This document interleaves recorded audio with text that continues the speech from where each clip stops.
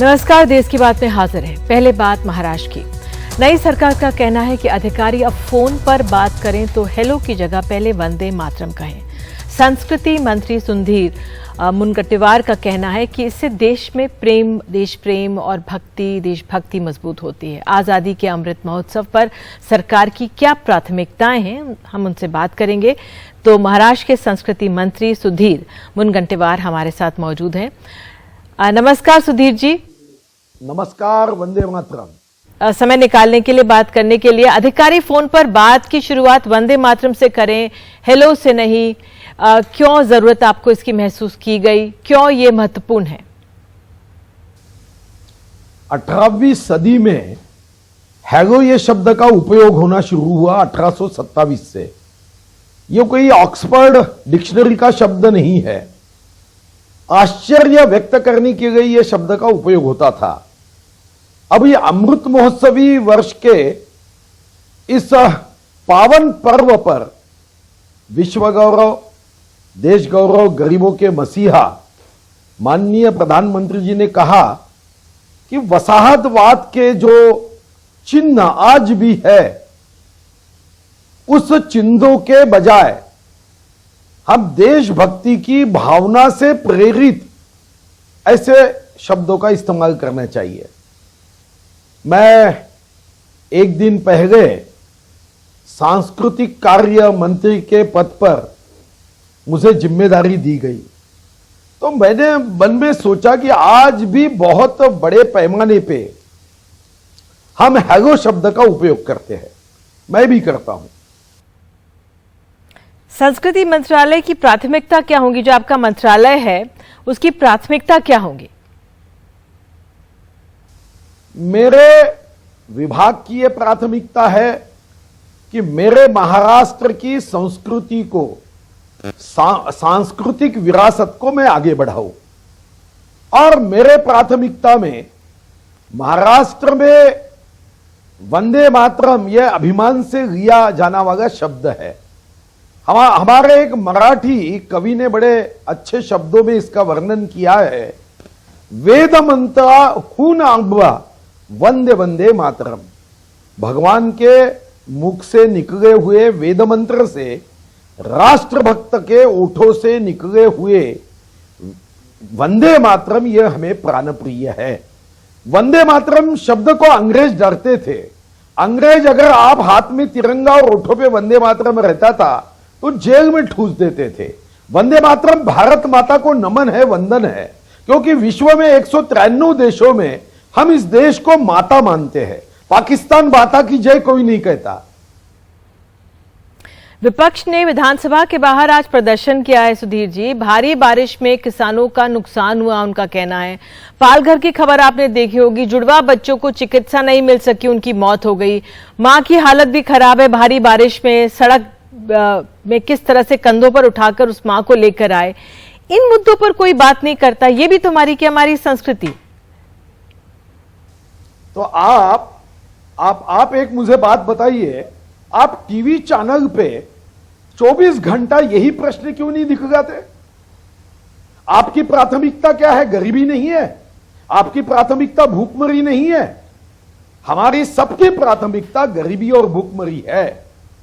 नहीं, आप दिखाते तो 24 घंटा कहां दिखाते? आप तो एडवर्टाइजमेंट भी दिखाते हो। तो क्या वंदे मातरम दिखाते हो या नहीं? आप अभी भारतीय जनता पार्टी के, तो क्या वंदे मातरम विज्ञापन है? आप अपने भूख से और वंदे मातरम को एक साथ क्यों जोड़ते हो, यह मुझे समझ में नहीं आया। राष्ट्र को नमन करना, भारत माता को नमन करना, राष्ट्रगीत गाना, इसका उससे संबंध जोड़ना, यही अपने आप में यह गलत बात है। देखो, भूख के बारे में आपको शायद पता नहीं कि हमने पूरग्रस्त लोगों के लिए क्या क्या किया, आपको नहीं पता। अमृत महोत्सवी वर्ष में राज्य सरकार ने क्या किया, यह पता नहीं। मगर आप भी ऐसे लोगों के भ्रम में क्यों आ जाते हो? सुधीर जी, भारत मां ऐसी जननी है जहां हर कोई खुशहाल हो, खाने को भरपूर मिले, स्वास्थ्य अच्छा मिले, शिक्षा मिले।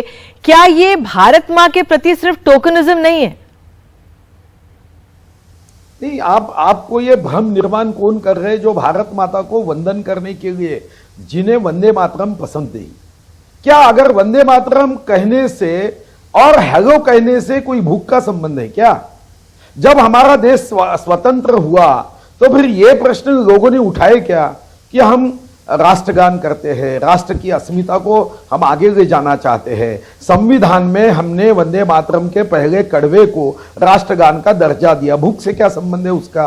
भूख का विषय अलग है जिसपे हमको सबको मिलकर काम करना है। भयमुक्त भारत, भूख मुक्त भारत, विषमता मुक्त भारत, राष्ट्रवाद युक्त भारत, रोजगार युक्त भारत, ये हमें करना है। मगर ये आक्षेप बहुत गलत है और ये बहुत छोटी सोच है कि हम वंदे मातरम कहने की बात करेंगे तो इसका गरीबी से संबंध नहीं आते हुए भी जबरदस्ती हम जोड़ना चाहते हैं। हम सुविधाओं की बात करते हैं। सुधीर जी, समाजवादी पार्टी के नेता महाराष्ट्र के ही हमारे सहयोगी सोहित मिश्रा से कहा है कि जय हिंद बोलना बेहतर है। नहीं, ठीक है, जय हिंद बोल सकते, भारत माता का नाम ले सकते हैं। उनके हमारे एक भाई ने कहा कि हमारे धर्म में हम भारत माता को वंदे मातरम, इस भूमि को हम वंदन नहीं कर सकते, हम नमन नहीं कर सकते। तो उनके धर्म में कहा लिखा है मुझे पता नहीं, मैं अभ्यास करूंगा। और जो विरोध करते हैं उनके बारे में मेरे मन में कोई किंतु परंतु नहीं है। मैं यही चाहूंगा कि तर्क के आधार पे हम अपने भूमि को वंदन करने के लिए आगे आए, हैगो शब्द का इस्तेमाल ना करें। हमने ये कभी नहीं कहा अगर आप जय श्री राम कहते हो कहिए, आप जय भगवान श्री कृष्ण कहते हो कहिए, जय केदारनाथ कहते हो कहिए, आपने अगर जय सोमनाथ कहना है कहिए, गोविंदा कहना है गोविंदा गोविंदा कहिए, उसमें मेरा कोई आक्षेप नहीं है। मगर अंग्रेज जो शब्द का इस्तेमाल करते थे उसके जगह मेरा अभियान है कि आप हैगो की जगह वंदे मातरम कहने की कोशिश करेंगे। ये आसान नहीं है, मगर अगले 26 जनवरी तक ये कोशिश रहेगी। और लोग ये भ्रम निर्माण नहीं करें कि हमारी प्रायोरिटी भूख भी है, हमारे पेट की भूख भी महत्वपूर्ण है, मगर हमारा राष्ट्रवाद भी महत्वपूर्ण है। अगर सही में नमन हो तो जय हो भी कहा जा सकता है, जय विकास भी कहा जा सकता है। अब ये भी कहा जा रहा है कि भाई कितने बड़े अधिकारी फोन उठाते हैं ये भी देखना होगा। जरूरी होगा कब तक, आपने 26 जनवरी की बात की, लेकिन अपने आप में इससे भी चिंता है। हाँ जी, अभियान है, ये अभियान है, ये अभियान है। ये अभियान में कोई कानून थोड़ी बनाया जाता है ना।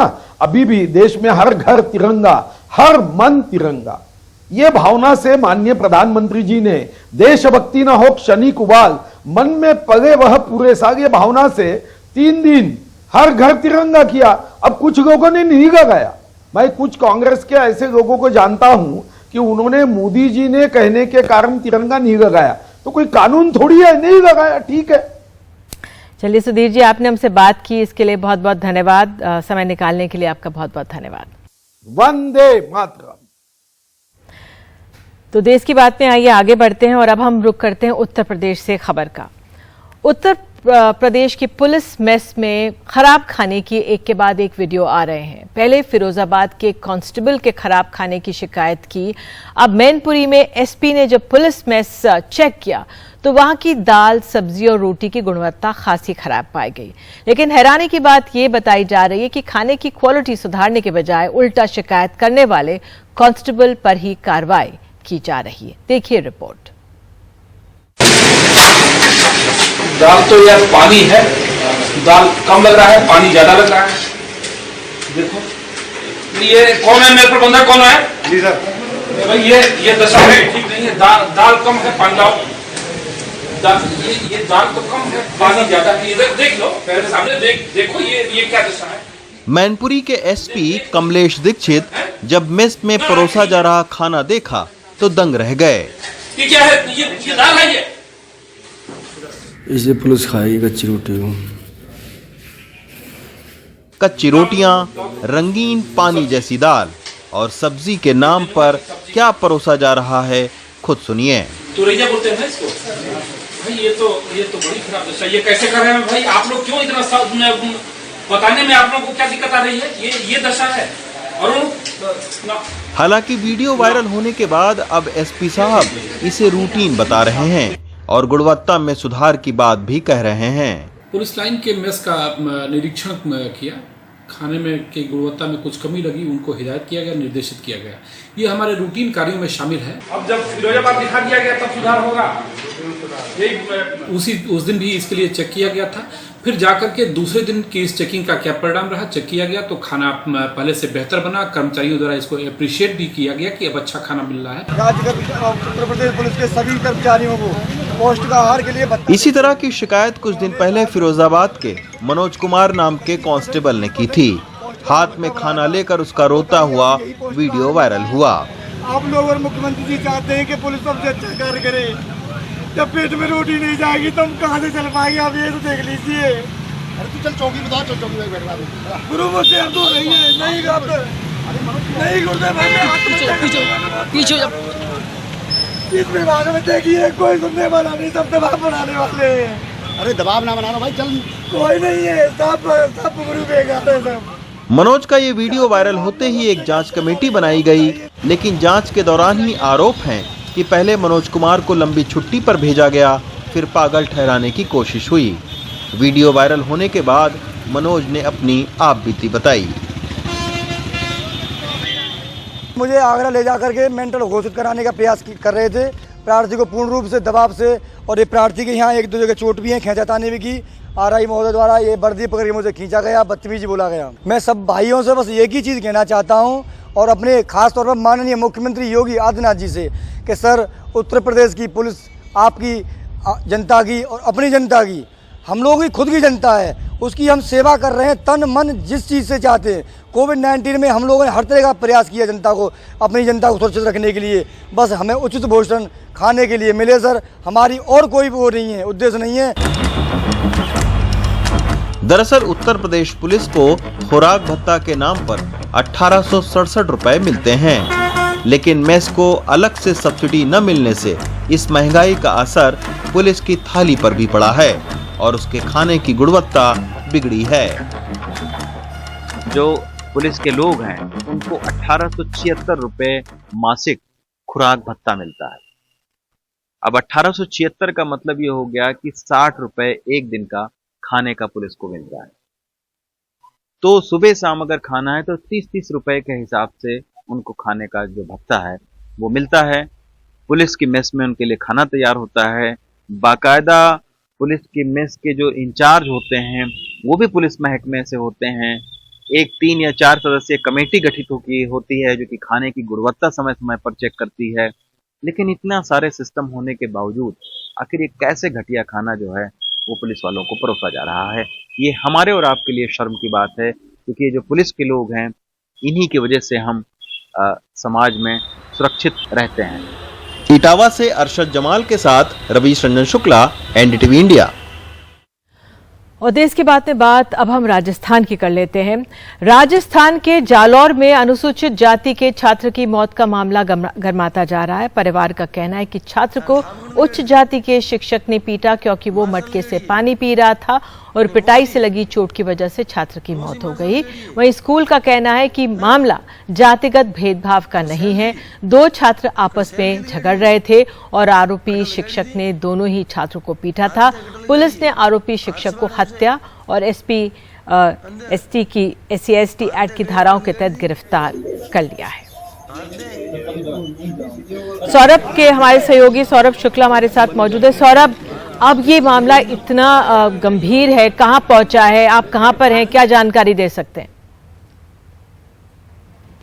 देखिए, बिल्कुल हम लोग जालौर की सीमा में पहुंच गए हैं निधि। ये मामला जो है गहराता भी जा रहा है, गरमाता भी जा रहा है और गुत्थियां उलझती भी जा रही हैं। प्रशासन हत्या की सही वजह अभी तक नहीं बता पा रहा है। जो परिवार है उसका कहना है कि 14 अगस्त के दिन ये छात्र, इसका नाम इंद्र कुमार है, ये अनुसूचित जाति का छात्र है, ये अपने स्कूल गया था, 3री कक्षा में पढ़ता है, और वहाँ पर एक मटके से जब पानी पीने गया तो शैल सिंह नाम का एक शिक्षक है, उसने उसकी पिटाई कर दी क्योंकि वो अनुसूचित जाति का छात्र है और वो मटका नहीं छू सकता है। जिसके बाद छात्र के कान से खून निकला, उसकी आंखों में सूजन आई। इलाज के लिए पहले उसको उदयपुर ले गए, फिर अहमदाबाद में उस छात्र की मौत हो गई। जब ये मामला तूल पकड़ा इस मामले ने निधि, तो इस जो शिक्षक है उसको तुरंत गिरफ्तार किया गया जो बीट कांस्टेबल था उसको सस्पेंड किया गया और जो शिक्षक है उस पर धारा 302 यानी हत्या की धारा और SC/ST एक्ट की धारा लगा दी गई है। लेकिन अब जो गांव वाले हैं उनमें नाराजगी है और जो स्कूल है प्रबंधन है उसका कहना है कि स्कूल में कोई मटका है ही नहीं, एक टंकी है जिससे सभी छात्र और शिक्षक पानी पीते हैं। उनका कहना है कोई जातिगत भेदभाव नहीं हुआ था, दो छात्र आपस में लड़ रहे थे किताब को लेकर के और दोनों को ही रोकने के लिए आरोपी शिक्षक ने दोनों को ही पीटा था, जिससे इसको ज़्यादा चोट लग गई और इसके कान से खून बहने लग गया और इसकी मौत हो गई है। तो अब इस पूरे मामले पर जब हम पुलिस से बात करने की कोशिश करें तो पुलिस कुछ नहीं कह रही है और जैसे ही सब मामले होते हैं तो राजनीति इस पर शुरू हो जाती है। कल सचिन पायलट पहुंचे थे पीड़ित परिवार से मिलने, तो आज गोविंद डोटासरा जो प्रदेश अध्यक्ष हैं कांग्रेस के, पूरे परिवार को 20 लाख का मुआवजा भी देने की बात की जा रही है। राजस्थान सरकार ने घोषणा की है कि जो परिवार के जो 2 और छात्र हैं, बच्चे हैं, उनकी शिक्षा का भी खर्च जो है वो राजस्थान सरकार उठाएगी। लेकिन अब जो ग्रामीण है और आसपास के लोग हैं वो नाराज हो रहे हैं कि ये पूरा मामला अलग है लेकिन इसको जातिगत रंग दिया जा रहा है, जातिगत भेदभाव का मामला है ही नहीं, जहर घोलने की कोशिश की जा रही है। अब वो बयान भी सामने आ रहे जिसमें जिस बच्चे से लड़ाई हुई थी, जिस बच्चे से मारपीट हो रही थी, वो बच्चा कह रहा है वीडियो में कि नहीं वो तो हमारी आपस में लड़ाई हो रही थी इस वजह से शिक्षक ने हमें मारा। तो अब दूध का दूध पानी का पानी, तो पुलिस जब सामने आकर के कोई बयान देगी तब होगा। लेकिन मामला इतना ज़्यादा संगीन है, इतना ज़्यादा कह लीजिए एक सेंसिटिव है कि पुलिस भी आकर के कोई ऐसा बयान नहीं देना चाहती जिससे कि सरकार के लिए और मुश्किल हो जाए। क्योंकि अभी हमने देखा उदयपुर का मामला हो और ये पाली में भी एक दलित की हत्या हुई थी, उसके बाद अब यहाँ का मामला हो गया। तो बैकफुट पर है कांग्रेस सरकार, चुनाव भी आने वाले हैं अगले साल, तो ऐसे में सरकार नहीं चाहती है किसी प्रकार का कोई खतरा जो है वो ले उठाएं। और इसको लेकर के निधि और भी एक अपडेट है ये कि अब यहाँ पर पुलिस ने धारा 144 लगा दी है और किसी भी नेता को, बड़े नेता को आने नहीं दिया जा रहा है। अभी हमारे सहयोगी कोशिश भी कर रहे थे, चंद्रशेखर जो भीम आर्मी के प्रमुख हैं वो उनको जोधपुर एयरपोर्ट पे डिटेन कर लिया गया है। पुलिस ने कहा है कि अगर आप जाएंगे वहां पर तो लॉ एंड ऑर्डर की समस्या हो जाएगी, तो उनको इस वक्त पुलिस ने जोधपुर एयरपोर्ट पे ही हिरासत में ले लिया है। इधर बीजेपी के नेता ये पहुंच रहे हैं और राजनीतिकरण भी हो रहा है इस मामले का और अब ग्रामीण नाराज होते जा रहे हैं, प्रदर्शन हो रहे हैं। तो अब इस मामले को संभालना बहुत टेढ़ी खीर होता जा रहा है प्रशासन के लिए। बिल्कुल सौरभ, आप हालात पर वहां पर नजर बनाए रखिए, जानकारी के लिए धन्यवाद। तो जातिगत जो भेदभाव है वो वाकई में हमारे देश के लिए एक बहुत बड़ी समस्या है। जिस तरह से एक छात्र की मृत्यु हो जाती वो बहुत बड़ी समस्या है, किस तरह से उत्पीड़न होता है ये बहुत बड़ी समस्या है। लेकिन अपने आप में चुनाव जब किसी राज्य में करीब आ जाते हैं तो इस तरह की खबरें भी ज्यादा बढ़ जाती हैं। बहरहाल एक छोटा सा ब्रेक ले रहे थे, इसके बाद में आपको एक अन्य खबर दिखाएंगे, बने रहिए हमारे साथ।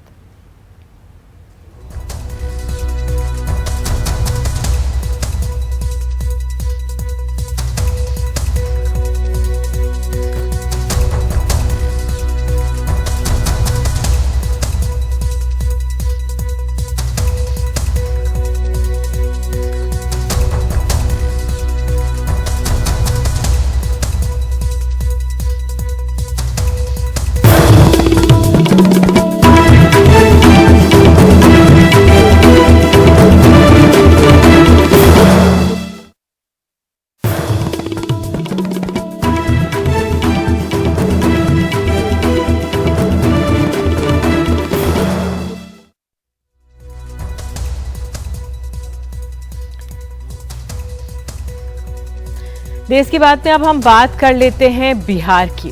बिहार में नई सरकार का गठन हो गया है। यहाँ पे कानून मंत्री बनाए गए कार्तिकेय सिंह को लेकर एक विवाद खड़ा हो गया। दरअसल उनके खिलाफ अपहरण के एक मामले में वारंट जारी है और इसी को लेकर विवाद तेज हो रहा है।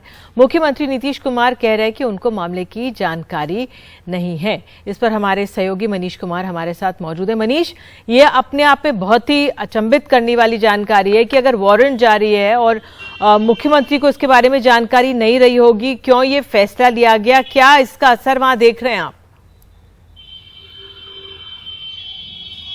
देखिए, आपके सवाल में कई सारे सवाल हैं। तो पहले मैं आपको इस केस की वस्तुस्थिति बता दूं कि ये एक अपहरण का मामला, राजीव रंजन अपहरण का मामला था, जिसमें कार्तिकेय सिंह को भी आरोपी बनाया गया था। लेकिन जो पुलिस की जांच हुई उसमें उनके खिलाफ साक्ष्य न होने के आधार पर उनके नाम को हटा दिया गया। जो फाइनल रिपोर्ट पुलिस कोर्ट में सबमिट करती है तो उसमें उन्होंने एक और आरोपी का नाम उन्होंने कहा कि इनके खिलाफ कोई साक्ष्य नहीं मिला है, इनके नाम को हटाया जाए।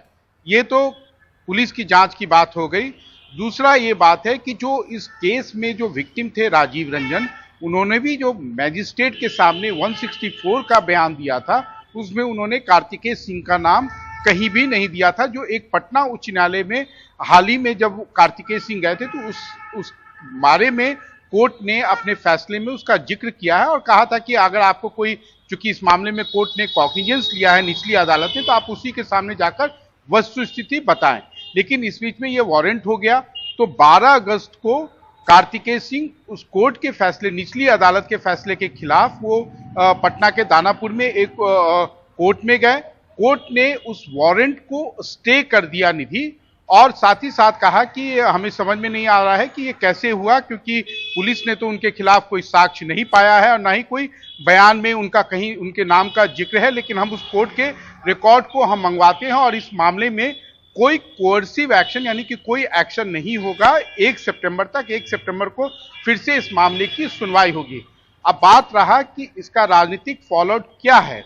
राजनीतिक ये है, इसके पीछे की राजनीति यह है कि ये मामला जैसे ही वारंट के बारे में लोगों को जानकारी हुई, तुरंत बीजेपी आक्रामक हुई। सुशील मोदी ने दिल्ली में बयान दिया और सबको उन्होंने इंटरव्यू भी दिए, और साथ ही साथ जब मुख्यमंत्री नीतीश कुमार से पूछा गया तो उन्होंने कहा कि मामले के बारे में उनको बहुत ज्यादा जानकारी नहीं है, लेकिन हाँ बाद में उन्होंने भी सारे रिकॉर्ड मंगाए। और जो आरजेडी है, जो तेजस्वी यादव हैं या उनकी जो पूरी टीम है जिसने मंत्रिमंडल का चयन किया, उनको पहले से इस मामले की सारी जानकारी थी, सारे कागजात उनके पास थे। और उसके बाद कार्तिकेय सिंह के वकील ने एक प्रेस कॉन्फ्रेंस करके मीडिया के सामने सारे कागजात, जो भी कोर्ट के फैसले इस संबंध में थे या पुलिस ने जो फाइनल रिपोर्ट कोर्ट में सबमिट किया था, वो सारे कागजात उन्होंने मीडिया को उपलब्ध कराए। तो ये मामला जो सुबह में इतना तूल पकड़ा था, शाम तक जाते जाते ये मामला अब ठंडा गया है। निधि। बिल्कुल मनीष, अब इसको इस तरह से समझाने के लिए आपका बहुत बहुत धन्यवाद। तो देश की बात में आइए आगे बढ़ते हैं और अब बीजेपी की केंद्रीय संसदीय बोर्ड में बदलाव हुआ है, उस पर गौर करते हैं। हमारे सहयोगी अखिलेश शर्मा ने जानकारी दी है कि जो ये पुनर्गठन इसमें किया गया है, कई अहम नाम इसमें से गायब हैं।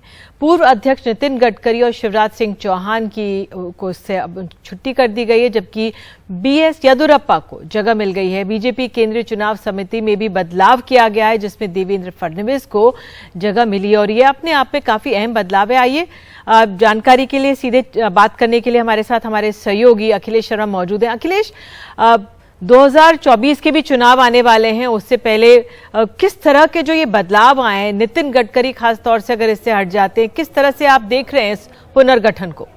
देखिए, करीब 8 साल लगा बीजेपी को ये बदलाव करने में। 6 जगह खाली थी पार्लियामेंट्री बोर्ड में, इन्हें अब जाकर के भरा गया है। और जाहिर सी बात है कि जिस तरह से चौंकाने वाले फैसले होते आए हैं पिछले 8 साल में, वैसे ही आज भी हुए जब नितिन गडकरी को पार्लियामेंट्री बोर्ड से हटा दिया गया।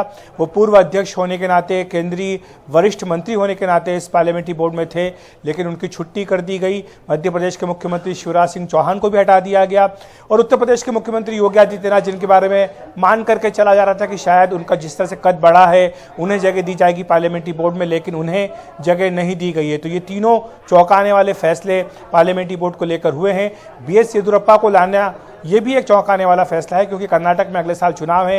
येदियुरप्पा की उम्र 77 वर्ष हो चुकी है। बीजेपी का अलिखित नियम है कि 75 वर्ष से अधिक के लोगों को सक्रिय राजनीति में नहीं रखा जाएगा। इसके बावजूद येदियुरप्पा को यह भूमिका देना बताता है कि कर्नाटक में किस तरह येदियुरप्पा बीजेपी की मजबूरी है। इसके अलावा कई अन्य बदलाव भी किए गए हैं। चुनाव समिति जो है उसमें देवेंद्र फडणवीस को लाया गया, जिनके बारे में कहा गया था कि उनको मुख्यमंत्री न बना करके उनके पर कतरे गए, लेकिन जिस तरह से बाद में उन्हें गृह मंत्रालय, वित्त मंत्रालय दिया गया और अब चुनाव समिति में लाया गया, इससे जाहिर सी बात है कि शायद बीजेपी उस भूल को सुधार कर रही है। इसके साथ भूपेंद्र यादव, जो कि अमित शाह के करीबी माने जाते हैं, उनको भी चुनाव समिति में जगह दी गई है। ओम माथुर, जो राज्यसभा के दावेदार थे, इसके बाद उपराष्ट्रपति पद के, राज्यपाल पद के दावेदार थे, वो भी चुनाव समिति के सदस्य बनाए गए हैं। तो यानी बीजेपी ने उन्हें भी महत्व दिया है। तो इस तरह से क्षेत्रीय संतुलन बिठाया गया है, जातीय संतुलन बिठाया गया है और साफ तौर पर संकेत ये है कि बीजेपी में अब नई बीजेपी है, नई दिशा है और नई दशा है। बिल्कुल अखिलेश, बहुत बहुत धन्यवाद तमाम जानकारी के लिए। और एक छोटा सा ब्रेक हम लोग ले रहे हैं और उसके बाद देश की बात में हम आपको बताएंगे, मध्य प्रदेश ले चलेंगे। मध्य प्रदेश में किस तरह से जो डैम बनते हैं उसमें क्या कुछ घोटाले सामने आए हैं, एक छोटे से ब्रेक के बाद बताएंगे।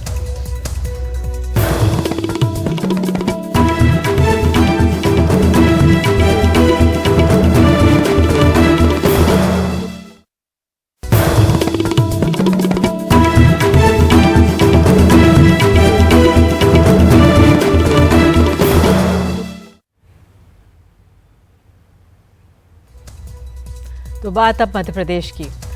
मध्य प्रदेश में बीजेपी की पिछली सरकार के वक्त ई टेंडरिंग घोटाला सुर्खियों में रहा था। फिर कांग्रेस की सरकार आई, आर्थिक अपराध शाखा से लेकर मामला ईडी तक पहुंचा। 2 से 3 लोगों की गिरफ्तारी भी हुई, मामला भी दर्ज हुआ, जिसके बाद 2 साल से अब चुप्पी है। ये महज संयोग नहीं है कि हाल में जिस कारम डैम में लीकेज से 20,000 से ज्यादा लोगों पर खतरा मंडराया, 100 करोड़ पानी में बह गया, उसके ठेके पर भी ई टेंडरिंग घोटाले का साया है। खुद सरकार ने विधानसभा में ये बात मानी थी। फौरी तौर पर ई टेंडर प्रक्रिया में 3,000 करोड़ के घोटाले की बात सामने आई थी, लेकिन क्योंकि ये प्रक्रिया 2014 से ही लागू है, इसके तहत तकरीबन 3 लाख करोड़ रुपए के टेंडर दिए जा चुके हैं।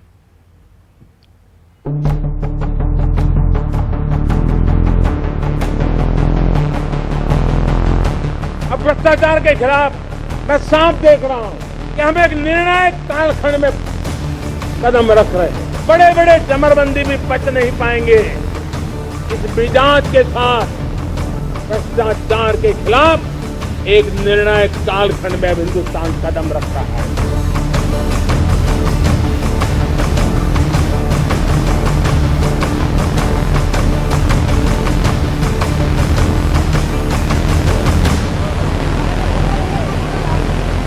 मध्य प्रदेश के बांधों से भ्रष्टाचार की धारा बहती रहती है।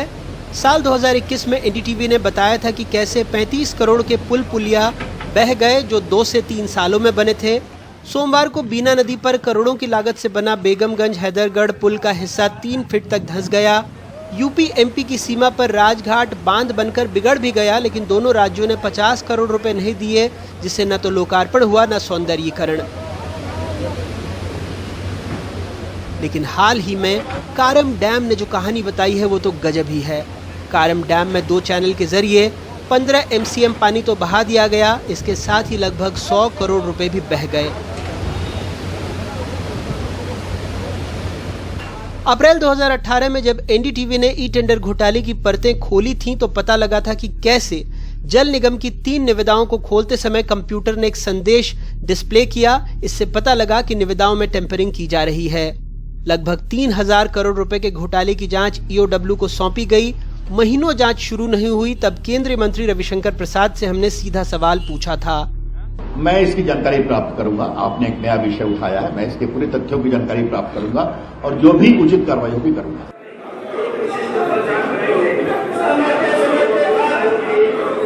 10 मार्च 2022 को कांग्रेस विधायक जीतू पटवारी ने ई टेंडर घोटाले की जांच के संबंध में विधानसभा में सवाल पूछे तो जल संसाधन मंत्री तुलसी सिलावट ने अपने लिखित जवाब में कहा था कि मोहनपुरा और करम सिंचाई परियोजना की जांच ईओडब्ल्यू कर रहा है, इनमें गड़बड़ हुई है।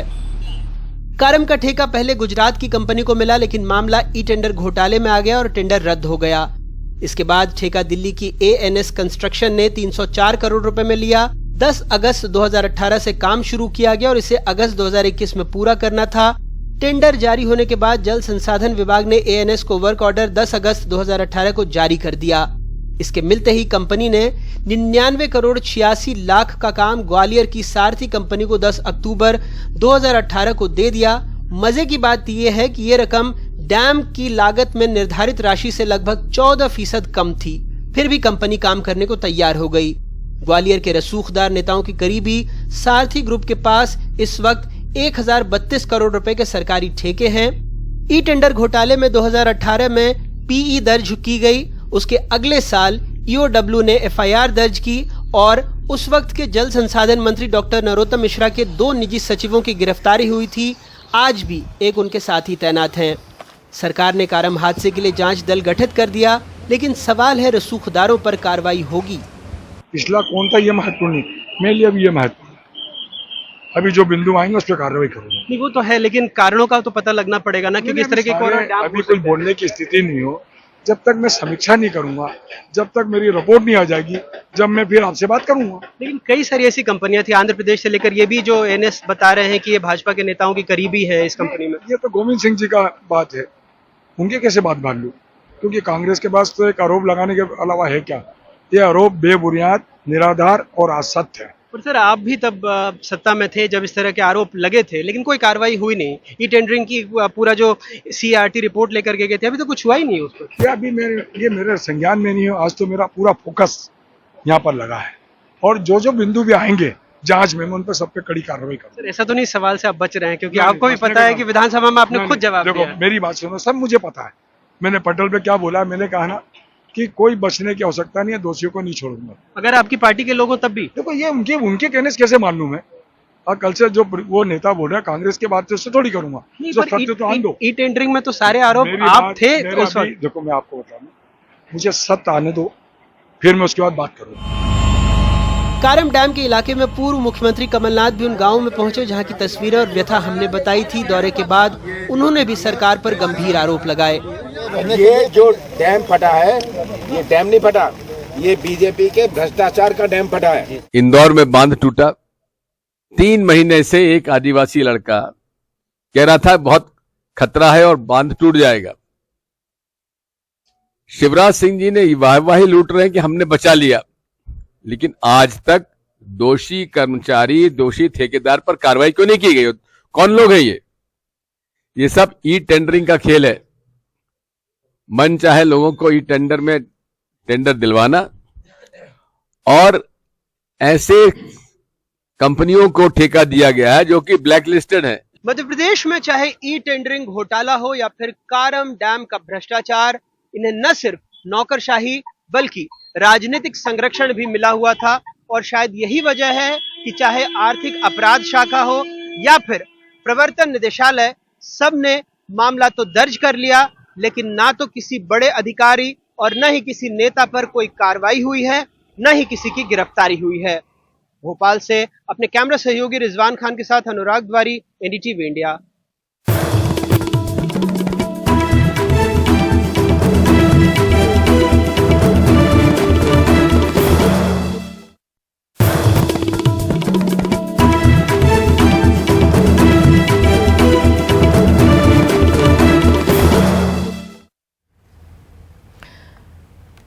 स्वतंत्रता दिवस पर घाटी में निकाली गई तिरंगा यात्रा से बौखलाए आतंकियों ने मंगलवार को 2 कश्मीरी पंडित भाइयों को गोली मार दी थी, जिनमें से एक की मौत हो गई जबकि दूसरा गंभीर रूप से घायल। अब इस घटना के खिलाफ कश्मीरी पंडितों ने आज जम्मू में प्रदर्शन किया।